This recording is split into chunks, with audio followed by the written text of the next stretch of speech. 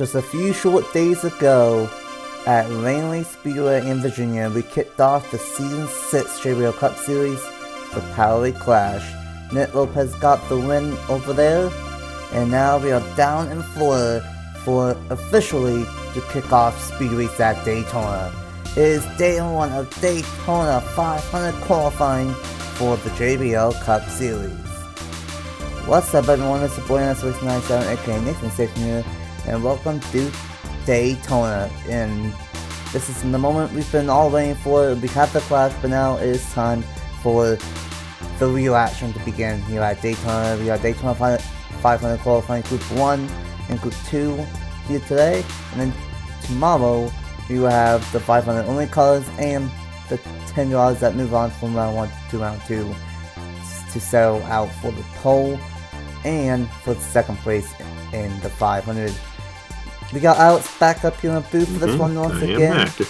And welcome to Daytona, finally. Hey, thank you. I mean, we're excited for it, obviously, here in the JBL Cup Series, Wawa Cup Series, all these different series. DeWalt Cup Series as well, for those of you in that. I know a lot of y'all are in that. I'm excited for that. Got my driver Nathan now. Hey, our focus is on JBL Cup Series here today. We got the 36 full-time drivers here looking to qualify into the top 10. Top 5 from each group make it on to the Fast 10, and they go for the pole tomorrow. Very fascinating thing about the way you're doing it, Nathan, and I kind of like this. All the uncharted rides, the Daytona 500 only rides, will start behind all the full-time drivers for the Daytona 500. So these 36 guys are all in the race. They're all going to be starting positions 1 through 36. Today, we're determining who's going to be going for the pole in the Daytona 500. So excited to see who gets it done, especially in this group. Got both of my drivers there, Front Row Motorsports here in Group A.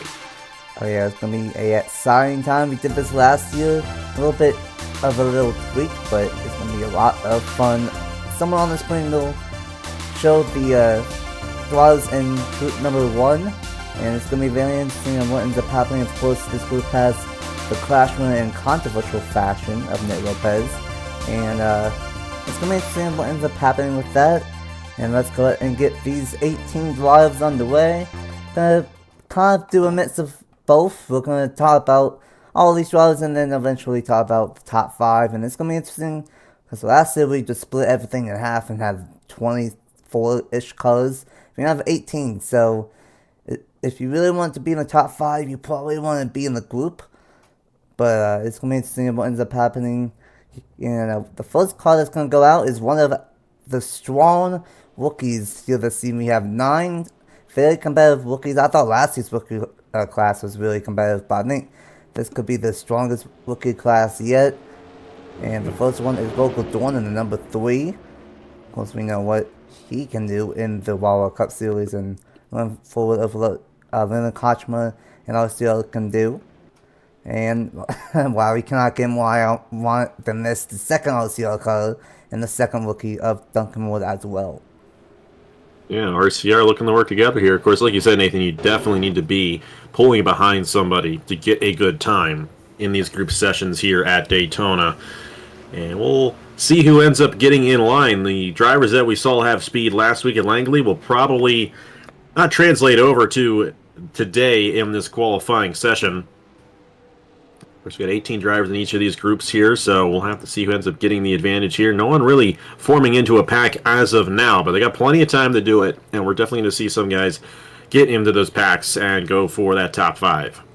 Oh yeah, everyone just basically single file out. Maybe they want to see the single color speed first, just in case they do get inside the top 5 and have a shot at the pole. One thing I would like to mention, we added this on late last season, but we have restrictor plates on these colors, and they're not really going to go as slow as the last time we were here at Daytona. They're still going to go about 190, 194 by themselves, and they will go like 200 to 202 in the drive. So pretty realistic speeds, not like 220 like we saw last year, but going to be interesting what ends up happening. Everyone is still basically, oh, here we go. We got Abel and Logan Williams that might work together here, and it might take a little bit for these guys to really get in a draft. We don't really know what we will expect, but here's Eli Bright in the number 42 Legacy Motor Club. Was very, very strong last season. Was possibly one of the teams to beat. Unfortunately for Eli, though, he only won one time at Willow Springs, And he coulda, woulda, shoulda won both of the Atlanta races, and he's hoping for a better season. It's going to be interesting of what Legacy Motor Club can do, because they kept the same driver lineup, kept the same owner, but now they are in a Toyota. And Toyota, instead of 6 cars, they now have 8, and we'll see what ends up happening with that. And here we have the first 2-car tandem with Aaron Abel and Logan Williams. I like that. I want to see Logan go for the pole tomorrow, and I think we got a good chance of winning the pole tomorrow as well if we can get either Logan or John in there. There's John in the beautiful Hers scheme. Great to see that out on track. I like that you allowed customs this year, and hey, I really like that 34. And glad John decided to run this for the Daytona 500 as well. One of our key sponsors there at Outer Island Motorsports. Got the 14 machine here. Braden Varga, one of those rookies that you were talking about, very strong rookie class this year. Duncan Ward as well as a rookie, and we've got the Clash winner, Nick Lopez, all in the line right here. Watch out for these guys. They're going to find some serious speed here, and they're also closing in ahead on the 22.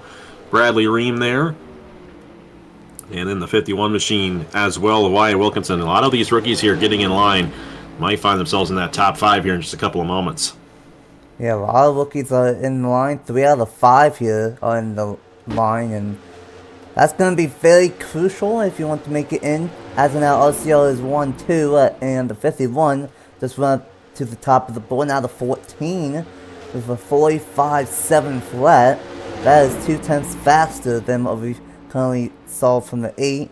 And these 5 are all catching up to John Anders as well. So now we are starting to finally see some of these groups look up. And that's a good possibility. We saw this last year where multiple cars in one group could easily make it into the top 5. And the amazing thing of how that works out, the 14 might go even faster. The pull of the 51 and the 22. And look at that 14 looking very strong. Have to see if what the 14 can do here. 45.7 is the previous fastest time. And there's Nick Lopez. 45.0. And how about Nick Lopez, the last car in line? There's a 44.9, 44 second bracket for the 54. You said that we had the restrictor plates on for these guys. They're going really fast, considering that they have the restrictor plates on these guys here. And the racing that we get with the restrictor plates is actually very fascinating, very similar to how they race in real life. I think they race better here than they do in real life because they don't actually wreck each other all the time when we have the restrictor plates on. But Nick Lopez is a guy to watch out for this year. And after what he did last week at Langley, oh boy, everyone's got to watch out for him after that. He was ready to win that race, and he didn't care who was going to take out in that situation.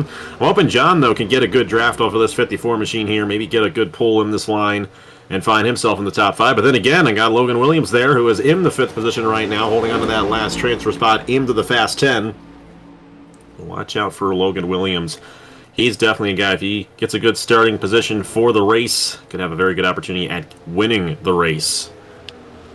Oh yeah, without a doubt, Logan Williams has been very impressive so far in the JBL Cup Series. And I think this could be his best opportunity yet. And that's saying something, because last year, oh boy, that 17 team in RFK was hitting on all cylinders and one of the top 3, top 4 cars to beat week in and week out. And Logan Williams is currently not in anymore, but Eli Bright is. And we got a 3-car pat between Aaron Abel, Eli Bright, and Logan Williams. And then we got Eric Monaco and Trey Barto working together. We got Jordan Andrews, who I think this is his best opportunity yet in the JBL Cup Series in his 3rd season. Noah Clifton, and then number 99 once again. Alex Sanvitale was another one of those guys that was one of the top cars last year as a rookie. And by far, this is the biggest pack, a 5-car group. Right now, Nick Lopez is in. Duncan Ward is still in the number 8 machine. In 2nd place is on pit road. And this drives Crampton. How can we not mention this guy? In 5 seasons, and in 5 dual races that he's been a part of, he's won 3 of them. But he's never won the Daytona 500. Travis Crampton is the guy who can win the Daytona 500, especially in the ratings era as well. He's got a lot of experience in the Wall Cup Series doing the ratings, and obviously you being his team owner over there, that's a big combination. He's getting ready for that, but a great opportunity for him here once again. May not necessarily make it into the Fast 5, Fast 10, What are you officially calling it, Nathan? We call it Fast 6 over in the Wawa Cup Series. What is it for Probably you? Fast 10. Fast 10. That's a good way. Fast 10. Crampton, considering his success in the duels, might very well have an opportunity at getting the win in a couple of days. And, you know, he's a guy who knows what he's doing here. 4 wins in the JBL Cup Series. There's only one driver, well, 2 drivers, I should say, that actually have more wins than him in the series. That's Joe Rakowski and Logan Williams, so definitely some great names right there. Hey, great to have Logan Williams on my team. I didn't even realize he had 7 wins in the series and is the winningest driver in the series. And I've got him, and I got John, who's got 4 wins. I'm going to be talking my team up a lot. And John's in second right now on that 34 machine, which I love to see. And we'll have to see how well it all goes. But Nick Lopez, still the fastest driver. No surprise to see this out of this Joe Gibbs Racing team. They definitely found a lot of speed last week, and I definitely watch out for Nick Lopez if he gets to start on the pole position for the Daytona 500. Oh yeah, without a doubt. Right now, with 6 minutes left here in this first session, is Nick Lopez, Sean Andrews, Duncan Ward, Reim, who won at the Brickyard last year, and then we got another rookie, Braden Varga in the number 14 to us, and gonna be seeing what that 14 team can do with SoftBank as the full-time sponsor, custom that that driver made themselves, and it's a pretty solid paint scheme. I must say so myself. Wyatt Wilkinson and Bibi Ruiz still impressing me here, just barely outside the top 5 of making it into the Fast 10, and there's Duncan going back down people. I think he might think that he's in, and he's just doing single car ones in that number 8 machine. And these 5 guys are catching up to Kyle Sustrai in the number 17, currently sitting in the 14th position. Don't think they've really had a draft yet, but might have a shot here with 5 minutes to go. Very excited to see what the 17 team can do, especially with Kyle Sustrai last year drove 400 in not great circumstances, but Lopez knows what he's doing and excited to what the 17 team can do. And it's going to be interesting and what ends up happening. One thing I noticed, this 14 car has been able to stay up one of these 5 car pat, and with Reim pushing him, it's actually pulling away from these guys. So that 14 might have some fast speed under the hood. Mm-hmm. It might be good in a single car run as well, and we'll see if that ends up being the case. If he can make it onto the Fast 10 for tomorrow's single car session. These guys are going to get a pull off Sustrai here in the 17. They're going to get some fast times. Well, they would get fast times if they weren't going double wide right there. 51 might get a fast time here, but then Lopez is going to move to the inside and mess all of that up. You have to stay in a single file line, and the best way to get a good lap is to be a bit of a distance to start the lap and then pull right up to the pack. That is the fastest way to go. And John Anderson's in a very good position to do that this next lap. If he can pull up to Nick Lopez on that inside lane and just keep it on the inside the whole way through the lap. But same top 5, no change. But a lot of those guys who are in the top 5 are in this pack right now. Bradley Reim there, Braden Varga in the 14, whereas Duncan Ward was in this pack earlier, and then you got John Aders and Nick Lopez as well, all running in this large pack here, getting themselves into that Fast 10. And I do think at this point, unless we have a big pack that suddenly forms up, I think the top 3 are probably safe on making it into the Fast 10, and all 3 of those are really good drives and really good teams. And let's see, does anyone jump up? No, not that time by. And once again, this is by far the biggest pack, and we could see some surprise drivers get bumped in and bumped out. Dylan Matthews with Spire Motorsports and Travis Crampton are both getting caught from the 6-car pack. And these guys are definitely going fast. 196 miles an hour, 197. And might have to watch out. 3 minutes to go with some extended time, most likely. And it's not over for Crampton and Dylan Matthews here. And maybe even the 3 as with Rogal Dorn as well. I think everyone realizes of what this pack is doing, and they all want to be in this biggest pack on track. Nick Lopez doesn't. Yeah, and, I think Nick Lopez thinks that he's probably in with a couple minutes to go with a 44.92. Someone just jumped up. I think that was the 17th of Sustrai, just bumped up to 7th. Good run there for the 17. Now he's in this pack. I think tire wear is also a slight factor in this as well.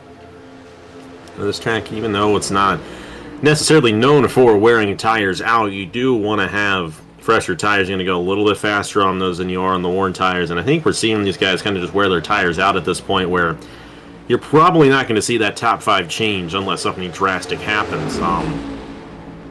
Still, though, got those guys closing in up front here. Of course, Dylan Matthews in the 7. Of course, these guys are starting to drop off the pack now as well, so that's not going to help out guys like Rogal Dorn and Dylan Matthews who want to try to get a pull off of these guys. It's probably not going to be enough time for them to be able to do so. It's looking like that top 5 is going to be the top 5 that advances on.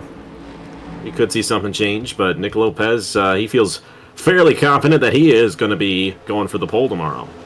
Oh yeah, and that would be a perfect start to the season for Nick Lopez in that 54 team. Win the Clash, make it to the Fast 10, have a 1 in 10 chance at winning the pole for the 500. And that 54 team could be very strong. Won 2 races last year and already looking very strong. Might have to watch out if the 7 or 45 can do something to get a little bit of the draft from Rogal Dorn. And maybe Sustrai back there in the 17. No movement, and I do think that the slight tire might be affecting these guys a little bit.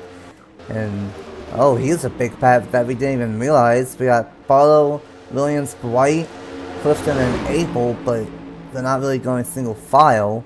And I think the top 5 should stay intact, but depending on what these guys can do here. But 35 seconds left, maybe a little bit of additional time. But I am liking the odds of Sustrai, or not Sustrai, Nick Lopez, John Andrews, Duncan Ward, Braden Varga, and Varga making it into the Fast 10. But some interesting dynamics here. Definitely a lot smaller pass, but it's a lot less chaotic. And we can actually talk about these guys more than what we did last year. But I'm looking forward to see what some of these guys can do, like Duncan Ward, Braden Varga, and John Andrews and Nick Lopez can do in the single car qualifying speed here tomorrow. And looks like that will be the top 5 that make it, most likely. Yeah, it's nice to have these groups. You know, you don't have too many guys in each of these sessions, and definitely gives us an opportunity to kind of really get a feel for everybody. And they're not getting in the way of each other either when you have, you know, unlike when you have 42 cars on the racetrack at one time in a practice session, it usually doesn't work out too well. But one thing, though, once we get to pole qualifying tomorrow, it's not going to be about how well your car drafts up to another car. It's all about single car speed, so we'll have to see if Nick Lopez truly has that amount of speed in his car. Going to be fun to see, though. Going to be fun to see how it ends up shaking out tomorrow for Nick Lopez and these guys, especially for my guy, John Andrews. I'm definitely rooting for him to have an opportunity at getting that pole for the Daytona 500. Oh yeah, without a doubt. Last year, Joe Witkowski won the pole for the 500, and he ended up being basically the dominant driver for the majority of the season. So, if you win the pole, it could be a good sign to see for the season. Of course, everyone else that does not make it from 6 on down will start on the inside lane of their respective duels, and that's going to be it for round number 1, Group A, and it will be Nick Lopez, Sean Andrews, Duncan Ward, Reim, and Braden Varga making it into the top 5 and the Fast 10. How about that? We only have 4 rookies in this group, and 3 of them were top 6. When I said that we have a strong rookie class, I mean it. We haven't even gotten to the strong part yet, I don't think, either. Nicholas Sanvitale, Stuart Graham in the next group there. I mean, we got, what, 50 total wins on my channel? So, if you combine the 2 of them, of course. No, great drive, though, for Nick Lopez. And, you know, he's picking right where he left off from last time at Langley Speedway when we won the Clash. So, let's see how that speed translates. Going to be fun to see how these cars run in the single car runs, because it's going to be a little bit different than what we saw here in these group sessions. Oh yeah, definitely, and gonna be seeing of how that was out. Had a lot of fun with it last year, and bringing it back, and gonna be a lot of fun. Crampton's not gonna have a shot at the pole, but I don't think we have to really worry about that with him winning 3 duels. But it's gonna be exciting to see what ends up happening, and Let's see if who will join Nick Lopez, Sean Williams, Duncan Ward, Reim, and Braden Varga in the Fast 10. Let's get to Group 2 right now at Daytona. And we are back here at Daytona, and it is time to see on who joins the 5 drivers from Group 1 here in Group number 2. And like I said in the first group, I think this one has a lot more stronger drivers with rookies and veterans, and it could be very, very interesting on who ends up making it into the Fast 5 and who doesn't. And one driver I would like to mention is the one closest to us. Andrew Miller, I believe, won a former duel himself and won the Season 1 All-Star race as well, I believe. So, looking forward to what Andrew Miller can do in that number 21.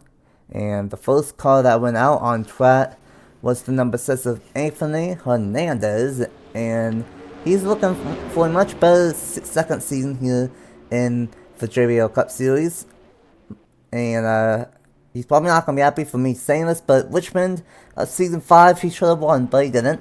Engine failures, so hopefully he can have a much better season. And then here's one of the 5 rookies here in this one that split almost in half.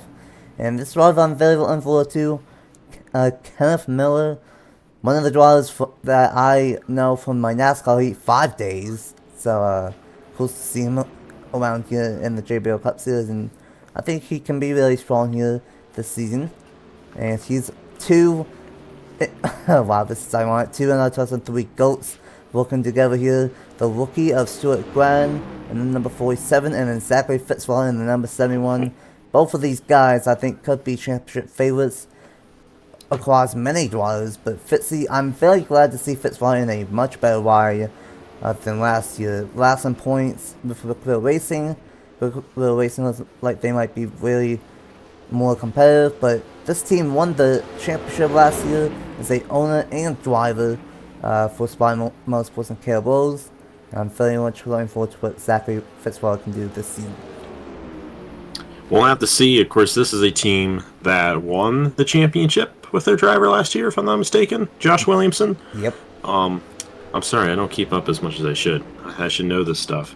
But Caleb Rose is the owner of this team, and obviously Caleb Rose is a very successful owner over in the Wah Cup Series with Appalachian Motorsports.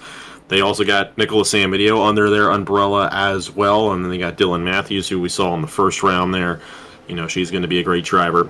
But then there's Stuart Gratton, and Stuart's a guy who is very, very good, though he will tell you otherwise as a driver. He actually went on a tear in the Lenovo Pro Series over the fall, and he's definitely getting back in the swing of being a driver, and he's got a lot of momentum from that, and he's got Chase Harris as an owner, so this is going to be a very strong team there at the... It's now Hayek Motorsports, in case you didn't know. Chris, I know this is last year's car set, but that's gonna be one of the new changes to NASCAR this year that I'm not gonna get used to. Yeah, same here. That's gonna be fairly weird to say, especially if I use the 2025 class set for next year. But yeah, I 100% agree. I think Stuart Grant could be one of the favorites for the Rookie of the Year, and possibly a sleeper as a rookie for the championship this season. Zajdel, of course, was rider last year, went over to Team Penske, another Ford team of Boston, and Penske was very solid last year, especially at some of the bigger tracks like Indy. Of course, Bradley Reim won there, and of course, last year this team won the Daytona 500 with Wiley Spurley, who was back in the part-time 02. And this team could be very strong once again for the Daytona 500. Here's Duncan Halverston in the number 15, and Williams driver, and we mentioned this in the Clash, and we mentioned it in Group 1. They play let's be much more competitive, and Duncan actually made it into the features, so he did have a good run in that race. Owen Miles there right behind him. Owen Miles has never won a Cup race, even though this is his 4th season, which that's kind of a shock right there. Owen's a guy who I know has a lot of experience.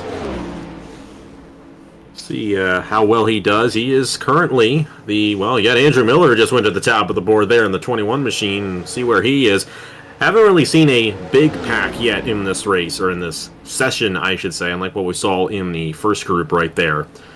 which is going to even things out a little bit. You got the 10 machine there, looking to get a pull there. Bruno Diacomo. Definitely excited to see Bruno Diacomo here in the JBL Cup Series. Won the Meliello Smooth Fest last year, 2024. Definitely excited to what Bruno can do. He had a successful West Series campaign last year, won a couple of races, and was one of several drivers that started a shot at the championship. And right behind him is Matthew Bennett, the East Series champion from the winter, and I'm very excited of what he can do at Jokers Racing this year. And last year with Hendrick was not that strong overall, but he was the only Hendrick car to make it into the chase. So now with a much better ride, and I think Jokers could be very strong as we've already seen this year. Bennett could be a very solid driver this year in that number 20 machine. And then how can we not mention Joe Rakowski in the number 43. Won the pole here last year for the Daytona 500.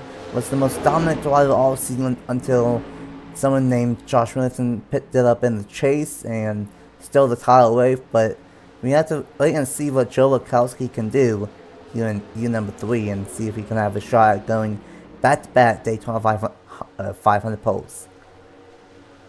Yeah, Joe Rakowski is definitely a driver to watch out for this season. And you mentioned, Legacy Motor Club and how strong of a team they were last year. And hey, Joe's got 5 wins in the series. Eli Bright's got a win. And these two drivers are really going to have a lot to go for them. But how about Zachary Fitzwater just went to the top of the board. And then Justin Zajdel is second. Andrew Miller, Stuart Gratton, Matthew Burnett, and the 31 of Owen Miles. So a lot of strong names there in that top 6. Like Fitzwater, Zajdel, Miller, and Gratton. I tell you what, I've known all those guys for many years, and great to see them have some success right here in this session. Definitely a lot of great names that are currently in. And, well, Giacomo just bumped out Burnett, and now Stewart is on the bubble in that 5th spot. And he is the guy I'm very pumped to finally be in the JBL Cup Series. He was in the Elka Series the last 2 years. But it is Mr. Edge, Nicholas Samadil, and he has a lot of pressure. This is the same car, the number 77, that won the Season 5 championship with Josh Williamson behind the wheel. And I'm looking forward to what Samadil can do this year. And then same can be said about Ronald Connington. Last year, he was probably the guy that had the most bad luck and who got jinxed the most by me. I can confidently say that, but he's another guy. We got another ARCA champion. He won the ARCA main ARCA championship last winter, and he's trying to have some momentum on his side. And right now, he's not really doing a good job. It's currently 10th, but once again, I will say the United States Battery colors will be on all 4 cars tonight, not for every race, but for the majority of the races once again. And that's gonna be fun for me to get confused each week. But right now, we are halfway through. You're doing the sprint series each week. I'm sure that's confusing enough for you. Yeah, that is on. Yeah, that's names changing in the cars each week. At least the names stay the same here.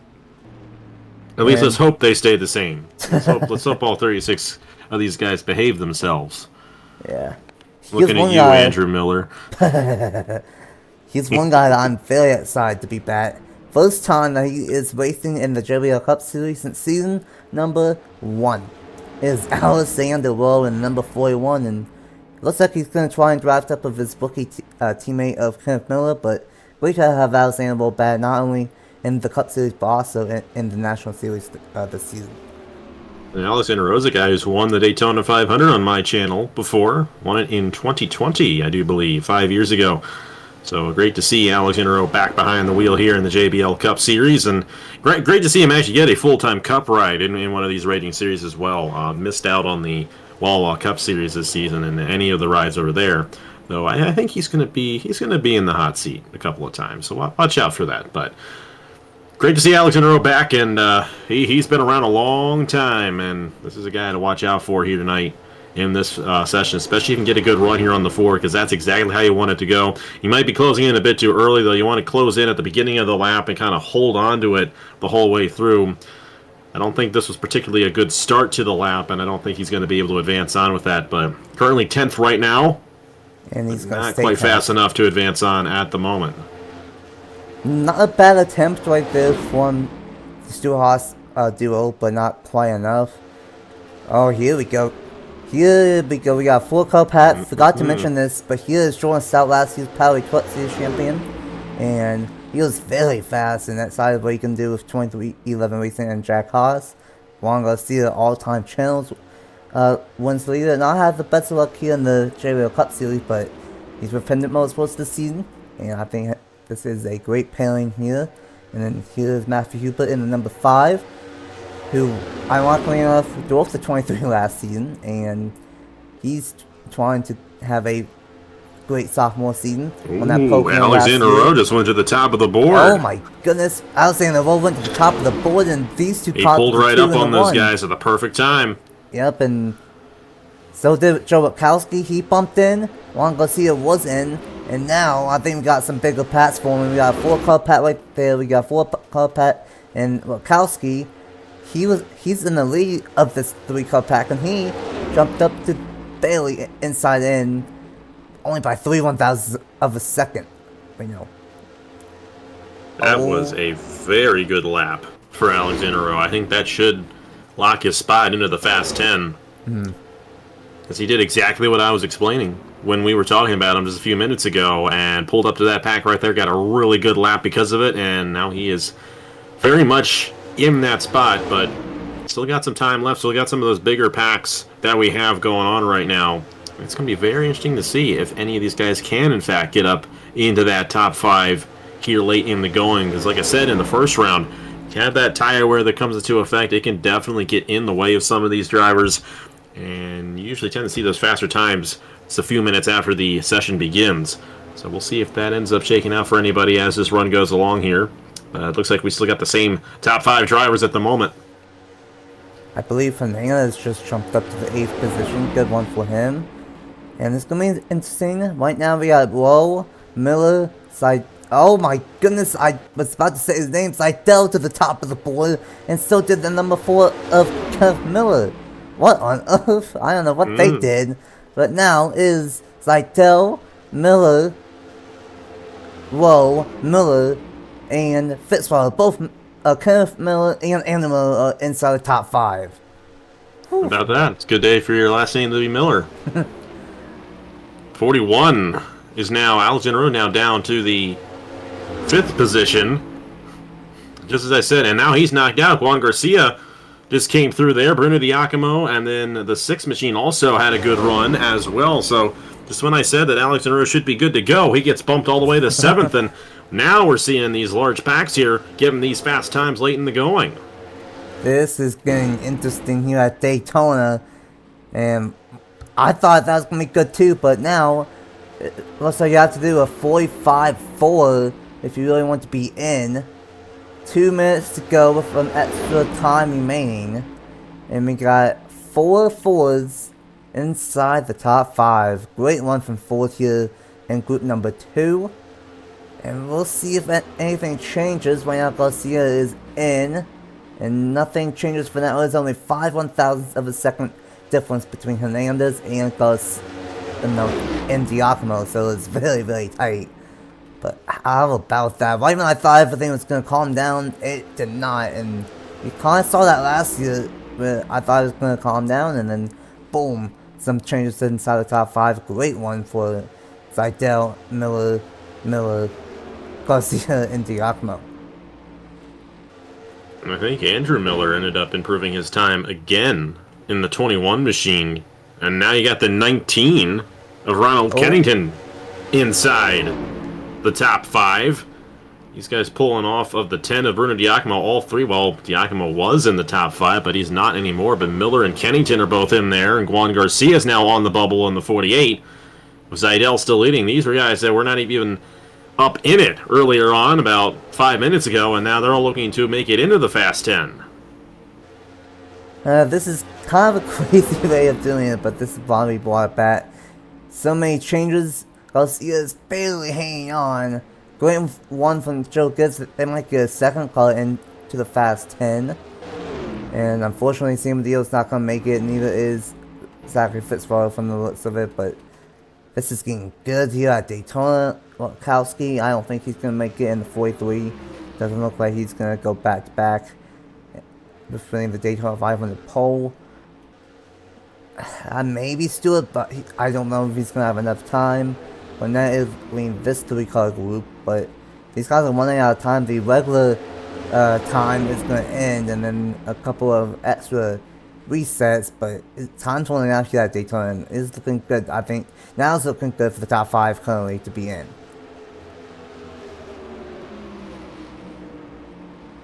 I think at this point, might be at a point now where we might not see any more changes, but we've seen a lot of them there in that top 5.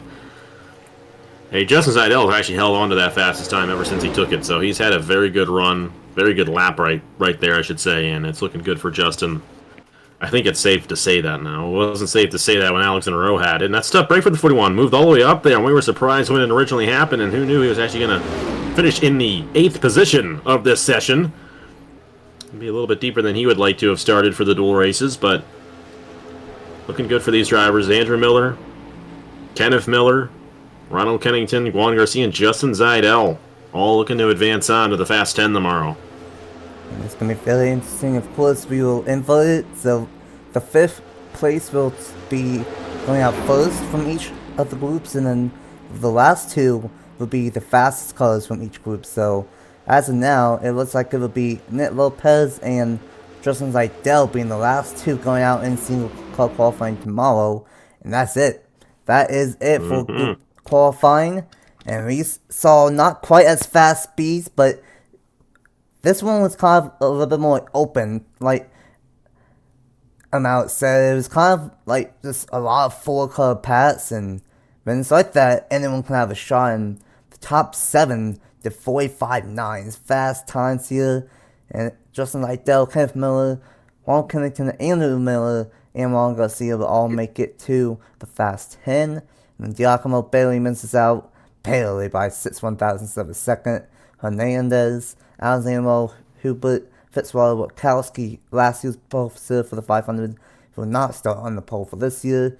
Jordan Stout, Houston, Stuart Glenn does not make it into the Fast 10, and Burnett, who was in, I think, at one point, and then Owen Miles, same deal, and Bibi Ruiz. We didn't really talk about him all session, but I don't think he ever got a pull out of anyone because he did a 46.4, so tough wait for that Trackhouse team, but it's going to be interesting to see. Of course, sits on bat, they will start on either the inside or outside for their dual races, and that is going to be it for day number 1 of qualifying.